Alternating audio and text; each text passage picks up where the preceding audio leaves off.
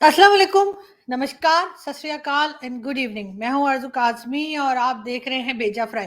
जी हाँ, भेजा फ्राई के नए एपिसोड के साथ हम हाज़िर हैं और इससे पहले कि हम चलें आज की न्यूज़ की तरफ, आप सबसे रिक्वेस्ट है कि जिसने भी चैनल को सब्सक्राइब नहीं किया है, प्लीज़ चैनल को सब्सक्राइब करना ना भूलिएगा। साथ-साथ बेल आइकॉन को भी क्लिक कर देंगे तो जी जैसे ही कोई नई वीडियो आएगी आपको फ़ौरन ही नोटिफ़िकेशन भी मिल जाएगा। सर्दी तो जी बड़े कड़ाके की सर्दी पड़ रही है इस वक्त इस्लामाबाद में, जहां पर मैं मौजूद हूं। यानी कि दिन में तो फिर कुछ गुजारा हो जाता है, शाम होते जी हाँ, इतनी सख्त सर्दी पड़ रही है। लेकिन सुनने में ये भी आया कि बहुत से इलाके ऐसे भी हैं और बहुत सी कंट्रीज ऐसे भी हैं जहां पे हमसे भी ज्यादा सर्दी पड़ रही होगी। लेकिन जी कुछ भी हो, इस वक्त इस्लामाबाद में सब लोग जो हैं वो ऐसे जो है ना ब्लैंकेट लेकर या मोटे मोटे जैकेट लेकर ही घूम रहे हैं। और अगर आप कराची की बात करें तो कराची के लोगों को तो वैसे ही सर्दी की आदत नहीं होती, तो इसलिए उनको तो सिर्फ ये सुनकर ही, सिर्फ टेम्परेचर ही सुनकर उनको सर्दी लगना शुरू हो जाती है। खैर, हम आगे बढ़ते हैं। आप लोग सीट बेल्ट बांध लीजिए शो से पहले। जी हाँ, और से खैर मैंने एक शो में पहले कहा था कि सीट बेल्ट बांध लें, बाकी लोग इसलिए के झटके आ सकते हैं, उससे जी लोग बड़े परेशान हो गए। लेकिन जो लोग परेशान हो गए उनसे मैं ये जरूर कहना चाहूंगी कि परेशान मत होइए। कभी ना कभी किसी जमाने में आप हमारे दोस्त रहे हैं और हम कितना भी गिर जाएं, हम आपके लेवल पे नहीं गिर सकते।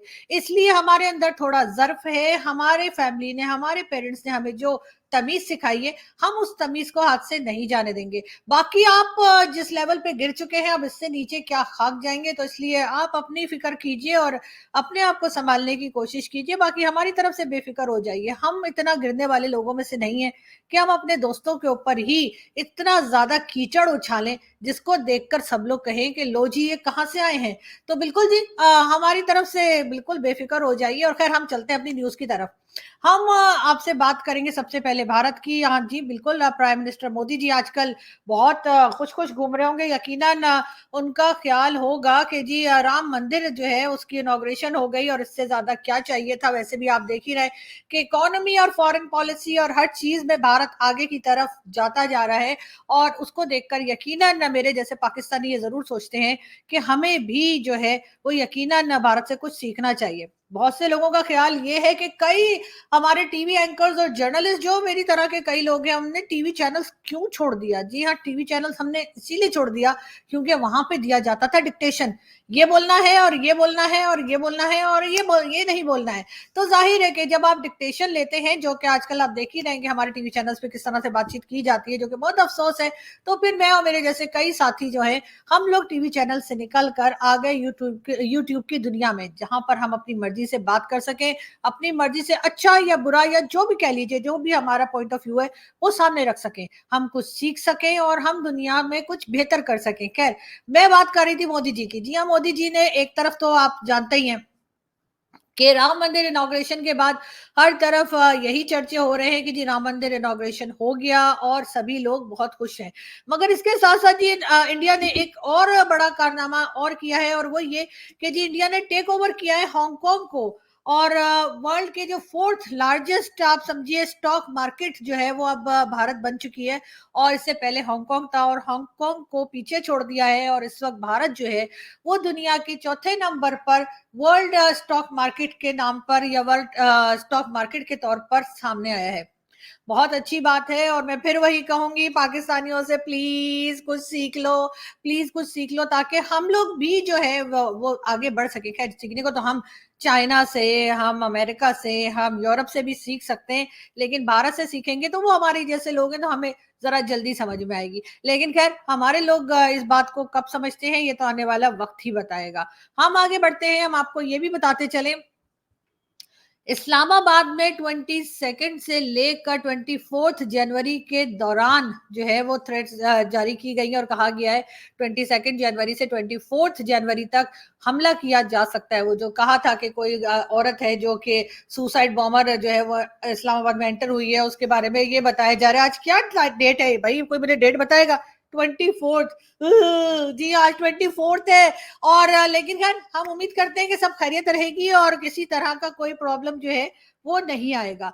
मगर इस किस्म की न्यूज चलाने का मतलब क्या था वो हमें नहीं मालूम, लेकिन ये जरूर है कि महारंग बलोच जो कि बलूचिस्तान के लोगों के लिए आकर इस्लामाबाद प्रेस क्लब के सामने बैठी थी काफी टाइम से और प्रोटेस्ट कर रही थी, उन्होंने अपना प्रोटेस्ट जो है वो खत्म कर दिया है। उन्होंने प्रेस कॉन्फ्रेंस की थी और उसमें उन्होंने बताया कि वो लोग वापस जा रहे हैं। हो सकता है ये सिक्योरिटी थ्रेट जो है वो मारंग बलोच को हटाने के लिए ही दी गई हो, लेकिन बहरहाल जो भी रीजन हो, हम दुआ यही करते हैं कि सब जगह खैरियत रहे और कोई हमें जो है वो प्रॉब्लम या परेशानी देखने को ना मिले। बात करेंगे बिलावल भुट्टो जरदारी की। बिलावल भुट्टो जरदारी आजकल बड़े परेशान हैं और उनका कहना ये है कि जी इमरान खान के बाद ऐसा ना हो कि अब नवाज शरीफ साहब को चौथी बार प्राइम मिनिस्टर बना दिया जाए। यकीनन वो इमरान खान से भी खुश नहीं है और नवाज शरीफ साहब से तो बिल्कुल ही खुश नहीं है। हम एक वीडियो देखते हैं और फिर बात करते हैं। भी आपका, केएमसी भी आपका, वफाक भी आपका, और जब वफाक सुबह और केएमसी मिलके चलेगा तो आप देखें कि हम कराची को कहां से कहां पहुंचाएंगे। जी हाँ, ये थे बिलावल भुट्टो जरदारी जो कह रहे थे वफाक भी आपका यानी फेडरल गवर्नमेंट भी आपकी और उसके बाद केएफसी भी आपका, यानी कि केएफसी नहीं वो केपीके कहना चाह रहे थे, मगर हो जाता है। अगर भारत में राहुल गांधी उल्टा सुल्टा बोल सकते हैं तो फिर आखिर हमारे बिलावल भुट्टो साहब क्यों नहीं कह सकते। तो इसलिए लोग इतने परेशान ना हो, और बिल्कुल वो केएफसी नहीं वो केपीके कहना चाह रहे थे, लेकिन बहरहाल वो केएफसी कह गए और इसके लिए यकीनन लोग उनको माफ नहीं करेंगे और हर तरफ से उनके लिए कोई ना कोई जो है वो ट्वीट्स लगाते रहेंगे। और बिलावल यकीनन सोच रहे होंगे कि मेरे मुंह से पता नहीं केएफसी क्यों निकल गया। ये जरूर है कैसे ये साफ जाहिर होता है कि बिलावल भुट्टो जरदारी केएफसी खाने के बहुत शौकीन है। खैर, हम आगे बढ़ते हैं और हम आपको ये भी बताते चलें कि मखदूम जावेद हाशमी साहब जो हैं, जी हाँ, जो कि पहले पीटीआई के भी मेंबर रह चुके हैं, उससे पहले डिफरेंट पॉलिटिकल पार्टीज के साथ वो रहे हैं। उनका कहना ये है कि अब वो इलेक्शन में हिस्सा नहीं लेंगे और वो अपनी जगह जो है वो पीटीआई के वर्कर्स के लिए दे रहे हैं। जी हाँ, उनका कहना यही है कि वो पीटीआई को सपोर्ट करेंगे और इस वजह से उन्होंने इलेक्शन से अपना नाम निकलवा लिया है। जी, आउन चौधरी जो कि पहले इमरान खान के साथ थे और अब वो जहांगीर तरीन खान साहब की पार्टी में चले गए हैं। उनका कहना ये है कि बहरानों से पाकिस्तान को सिर्फ नवाज शरीफ साहब ही निकाल सकते हैं। वैसे तो खैर नवाज शरीफ साहब के बारे में मैंने आपको बताया था कि एक रिपोर्ट भी आई है जिसमें कहा गया है कि जी नवाज शरीफ साहब जो हैं उनके टाइम में पाकिस्तान की इकोनॉमी सबसे बेहतर चली। खैर, अब देखते हैं कि आगे नवाज शरीफ साहब क्या करते हैं। बहुत से लोगों का ये भी कहना है कि इलेक्शन तो हो जाएंगे पाकिस्तान में शायद, लेकिन नवाज शरीफ साहब आते हुए दिखाई नहीं दे रहे। अगर नवाज शरीफ साहब आते हुए दिखाई नहीं दे रहे तो फिर कौन दिखाई दे रहा है? ऐसा तो नहीं कि फिर शहबाज शरीफ साहब आ जाए, इसलिए कि शहबाज शरीफ साहब का तो आपको पता है कि वो तो बूट पॉलिश करने में नवाज शरीफ साहब से भी आगे हैं। हालांकि उनके छोटे भाई हैं, लेकिन बूट पॉलिश करने में उनके बड़े भाई बन जाते हैं। तो ऐसा ना हो कि शहबाज शरीफ साहब आ जाए और वो बूट पॉलिश शुरू कर दें। लेकिन खैर, देखते हैं क्या होता है। हम आपको बिल्कुल अपडेट तो करते ही रहेंगे, लेकिन साथ साथ हम आपको ये भी बताते चले कि जी ये आपको मरियम औरंगजेब नजर आ रही है। मरियम औरंगजेब का कहना ये है कि बिलावल भुट्टो जरदारी जो क्रिटिसाइज कर रहे हैं वो तहजीब में रहकर बात करें। बिल्कुल ठीक कह रही है। खैर, जो भी कहिए, नवाज शरीफ साहब उनके बड़े हैं और जिस तरह की जबान आजकल बिलावल साहब इस्तेमाल कर रहे हैं उससे ये तो साफ जाहिर है कि बिलावल भुट्टो साहब जो है वो बहुत परेशान है। मगर ये जरूर है कि मरियम औरंगजेब का कहना ये है कि बिलावल साहब जरा ये भी बता देंगे सिंध में ऐसी कौन सी डेवलपमेंट की है, सिंध में ऐसा कौन सा काम किया है जिसको लेकर बिलावल साहब पंजाब आने वाले। वैसे तो हमें भी याद नहीं, हमें भी नहीं मालूम कि आखिर सिंध में ऐसा कौन सा काम कर दिया बिलावल साहब ने जो लेकर वो पंजाब में आने वाले हैं। ये सुनकर पंजाब में जितने लोग हैं सबको एकदम खामोशी हो गई है। सब डर गए हैं, सब थर थर थर थर कांप रहे हैं कि कहीं ऐसा ना हो कि बिलावल साहब जो प्रोग्रेस सिंध में की है वो लेके पंजाब में आ जाए, फिर तो पंजाब वालों की बच जाएगी बैंड। खैर, हम आगे बढ़ते हैं और हम आपको ये फिर एक बार अपने मखदूम जावेद हाशमी साहब दिखाई दे रहे हैं।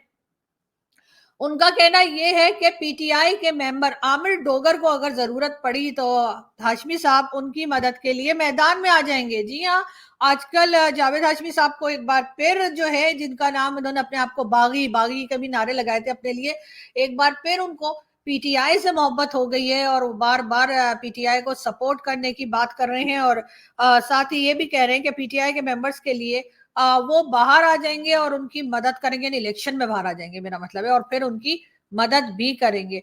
बात हम करेंगे जी परवेज खटक साहब की।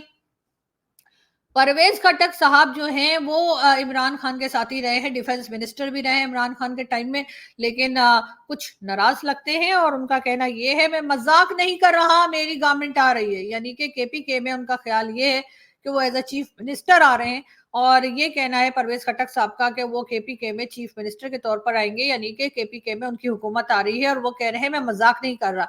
आप मजाक तो नहीं कर रहे परवेज खटक साहब, लेकिन आप इतने यकीन से ये बात कैसे कह रहे हैं? यकीनन आपको कहीं भाई लोग से या किसी तरफ से कोई इशारा मिला होगा, तभी इलेक्शन से पहले ही आपको पता है कि आपकी गवर्नमेंट आ रही है और आप मुसलसल इसरार कर रहे हैं इसी बात पे कि एज अ चीफ मिनिस्टर आप ही आ रहे हैं केपीके में।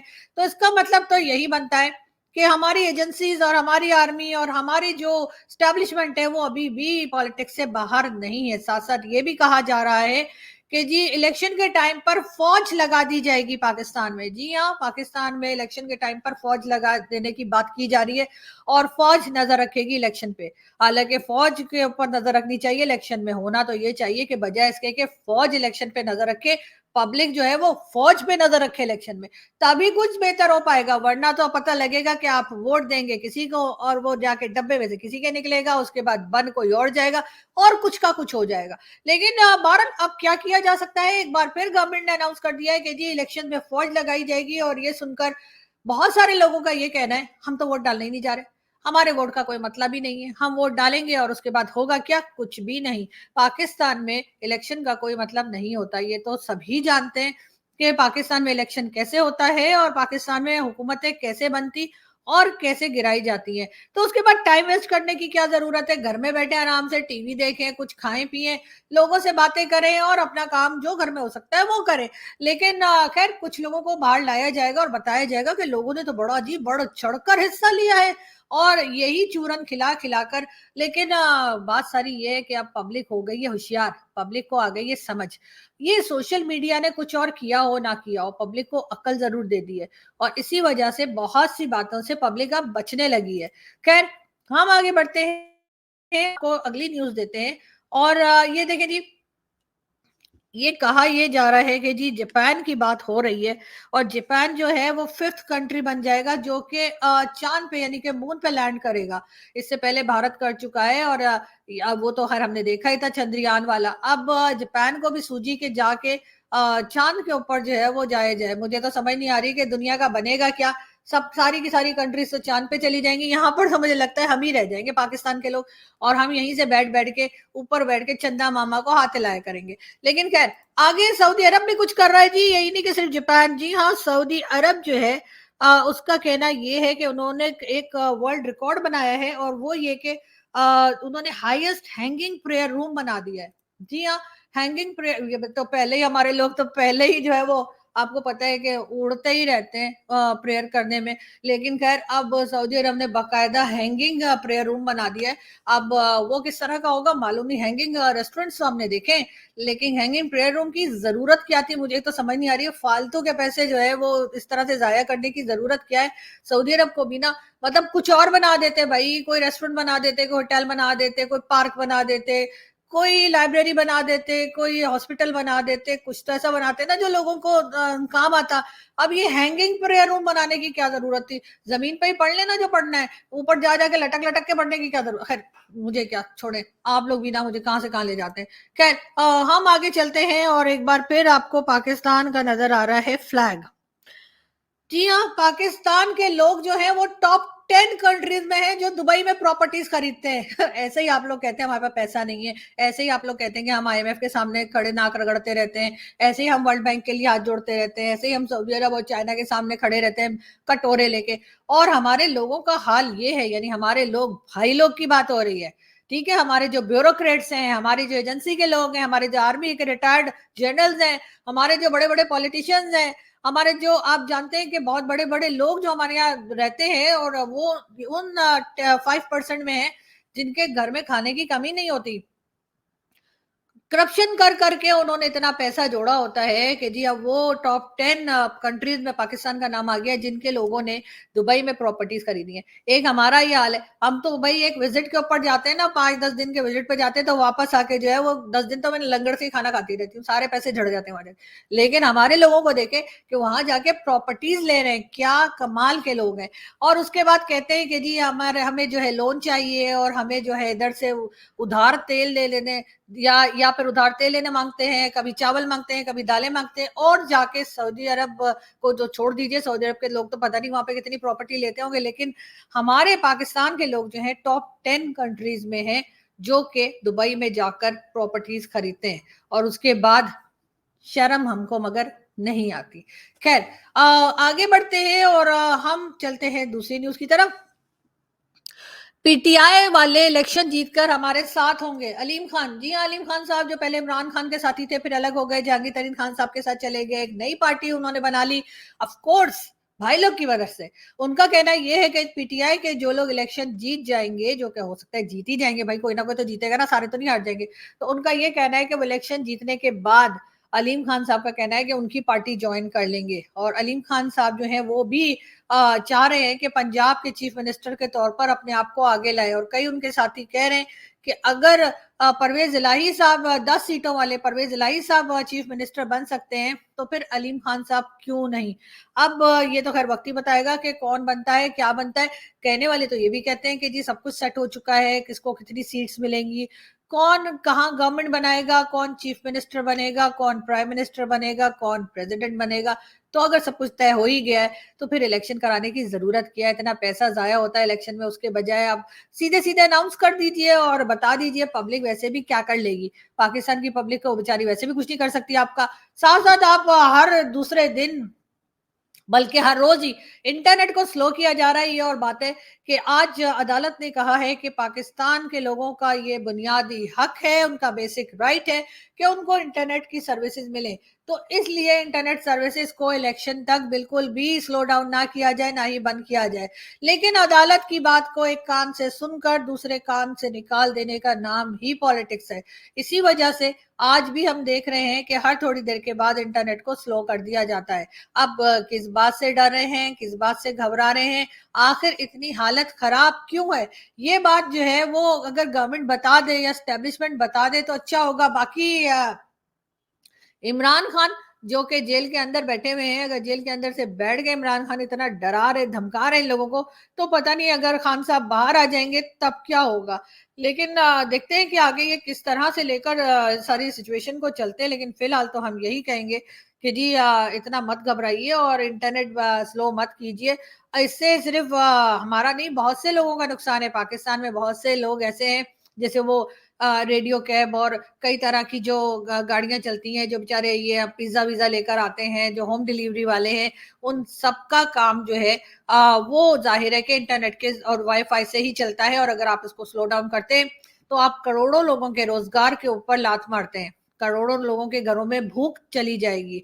आप कितने लोगों की बददुआएं लेंगे। इससे पहले ही पाकिस्तान में हमने पहले जो है वो बांग्लादेश वालों की बददुआएं ली, आजकल हम अपनी माइनॉरिटीज की बददुआएं लेते हैं। जिस तरह से उनको परेशान और तंग किया जाता है कि हर दूसरे दिन कोई ना कोई खबर आ रही होती है, और सोशल मीडिया पे तो खैर मैं तो रीट्वीट भी कर देती हूँ ताकि शायद किसी को शर्म आ जाए। और इसी तरह की जो प्रॉब्लम्स है पाकिस्तान में चल रही हैं, और अब आप जब इंटरनेट को स्लो करते हैं और लोग अपना काम नहीं कर पाते तो फिर उन लोगों की बददुआएं भी आप लेंगे। इसलिए कि बहुत से लोगों के घर में फैमिलीज होती हैं, बुजुर्ग होते हैं, बच्चे होते हैं, और कई तरह के लोगों के जो है रिस्पॉन्सिबिलिटीज होती हैं जिनको उन्होंने पूरा करना होता है। और आप कुछ कर तो नहीं सकते, आप लोगों के घर में रोटी तो नहीं दे सकते, कम से कम उनकी रोटी छीनिए तो मत, जो वो बेचारे मेहनत से हासिल करने की कोशिश कर रहे हैं। ये जरूर मैं कहूंगी अपनी गवर्नमेंट से थोड़ी सी शर्म कर लें, इसलिए कि हमारी पॉलिटिक्स में, हमारी गवर्नमेंट में, या हमारे जो पॉलिटिशियंस और हमारी स्टैब्लिशमेंट है उसमें जितने भी लोग हैं सब अरबपति हैं, करोड़पति भी नहीं, ये सब के सब अरबपति हैं। इसलिए शायद इनको उन लोगों की प्रॉब्लम्स का अंदाजा नहीं होता जो बेचारे डेली वेजेस के ऊपर काम करते हैं और अपना घर चलाने की कोशिश करते हैं। तो किसी की बददुआएं मत लीजिए, इसलिए कि क्या पता कब ऊपर वाला सुन ले। वैसे तो खैर पाकिस्तान के लिए ऊपर वाले ने कानों में रुइयां डाली हुई है, कुछ सुनाई नहीं देता, लेकिन हो सकता है कभी वो हेडफोन निकाल दे और वो रुई निकाल दे कान में से, और वो इन लोगों की बददुआएं सुन ले। कोशिश कीजिए लोगों की दुआओं में रहें बजाय लोगों की बददुआओं में रहें। ये बात मैं हर एक के लिए कह रही हूँ, उन लोगों के लिए भी जो दूसरों का बुरा करते हैं, जो दूसरों के लिए बुरा सोचते हैं और कहते हैं कि जी हम तो इनका कैरियर तबाह कर देंगे, उन लोगों के लिए भी मैं यही कहूंगी कि कोशिश कीजिए लोगों की दुआओं में रहें, ना कि बददुआओं में। बाकी ये आपकी मर्जी है, आप जैसे अपनी जिंदगी को जीना चाहते हैं जिए, लेकिन ये जरूर है जिए और जीने दें। Thank you.